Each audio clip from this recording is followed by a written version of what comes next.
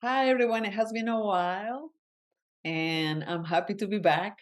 Today, I want to share a few gems, few insights for those that are getting ready to move into a different company, or you just want to browse around a different career path, or you're ready to interview with a company, and you need some help on what type of questions will I get.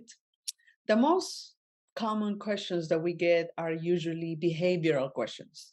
Behavioral questions are aimed to assess if the individual would fit into the company's culture.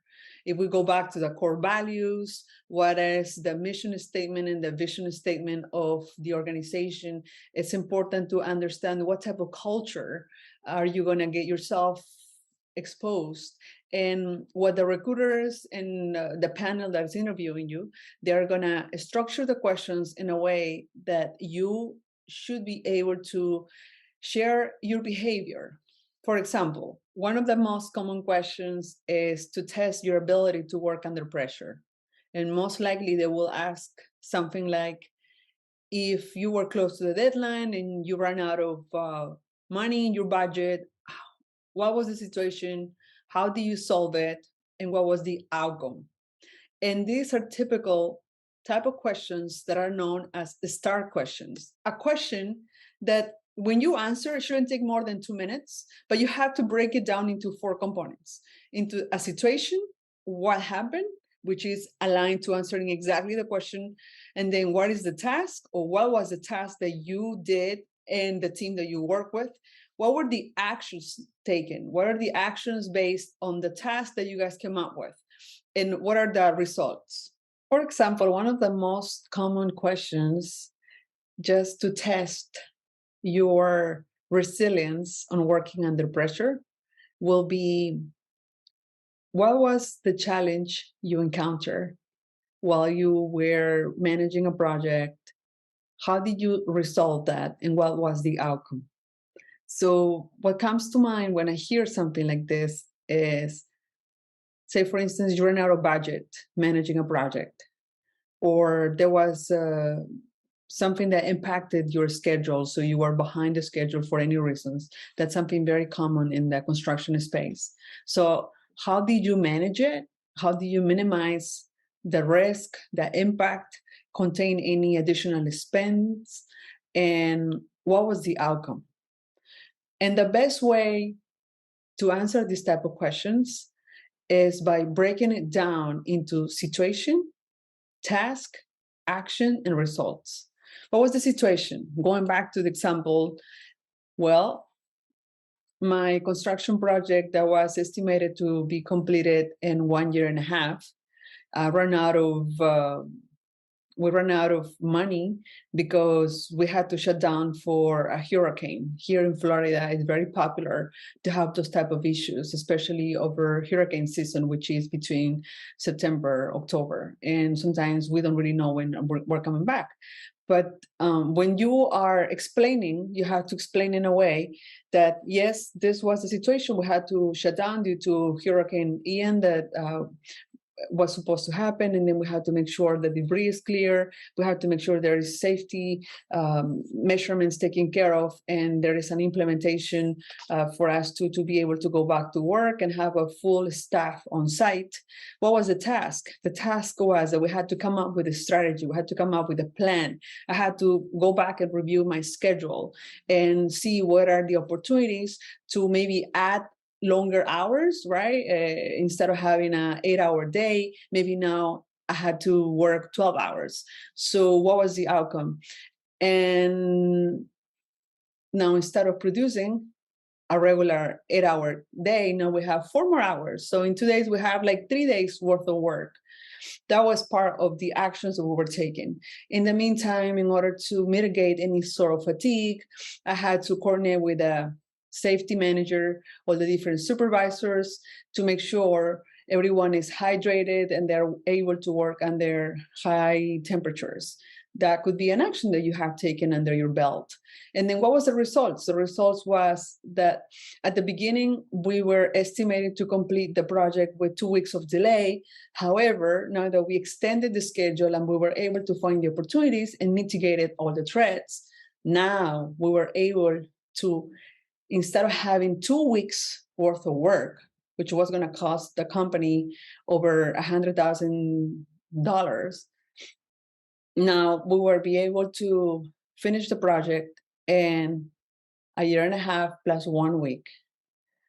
And we were able to demobilize without any additional cost. So going back to the type of behavioral questions, always, you want to break down your answers into the STAR format: situation, task, action, and results. Task, what needed to be done, okay? And then you have to highlight what you did. What is exactly that you did in order to add value? What was the actions taken as a whole, especially if you're working on a project with 5, 6, or with an entire team of 5, 6 people. But you also have to be very clear about what were your contributions, what were the actions that you took, and what was the results. That's very important, because that's basically this, like putting the bow on the box. These were my results as a result of the decision that I made during the execution of the project. We were able to save 15%, 10%. We were able to save 400 man hours, or we were able to save resources, or I was able to get better deals and work in a negotiation strategy with my contractor and come up with the best way. So you always have to highlight your results. Now, something very important is that you need to time yourself. You need to be able to have a very concise answer in the STAR format in less than 3 minutes, max 5 minutes. This is why you need to practice. But before you practice, and this is something that I always highlight, build your library of different scenarios, okay? One common scenario is a difficult project management situation that you had to face. A project could be the design of a new building, could be the planning phase of a new construction project. It could be the marketing strategy that you're planning, right? So that's something that you need to have very good clarity on what you're taking here. The next thing, actions, you have to be very specific. And when you build your library, I would always recommend to use a notepad. I always have my notepads with me. I'm always scribbling. Make sure you have that format: situation, leave a space; task, leave a space; action, and results.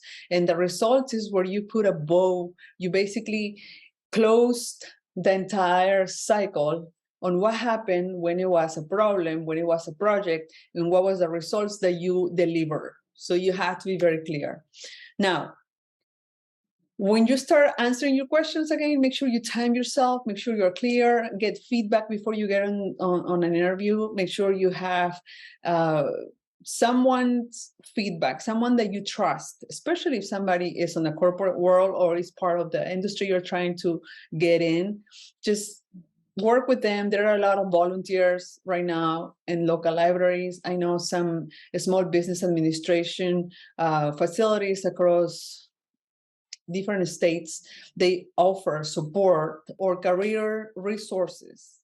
Even if it's online, even if you can find somebody that can coach you or give you feedback, and then if your interview will be virtual, I would highly recommend to record yourself, create an account on Zoom or any platform, and then start answering the questions. Make sure you have this entire setup for your interview. Make sure you have good lighting, that you have good connection. Make sure your audio is working. Make sure your laptop has full battery, so you don't run out of battery, especially if these are longer interviews. But you have to prepare. You have to really do your due diligence. You have to dive deep and find out what is the company's values, what are the leadership principles, what is the mission, what is the vision, because every single interview is going to be around the company culture. Now, if you need additional coaching and you would like us to work together, I'm more than happy to give a 30-minute review. I would like to go over maybe your background, your resume, see where you're standing, see how we can work together, but at the same time, in 30 minutes, I can definitely give you a feedback and some pointers so you can still prepare for that big day. And at the same time, you can add value. But again, do not take it for granted. There is a lot of competition. People is always looking for the best talent.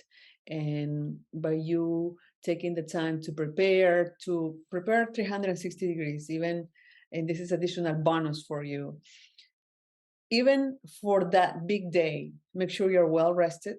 Make sure that you have your notes next to you.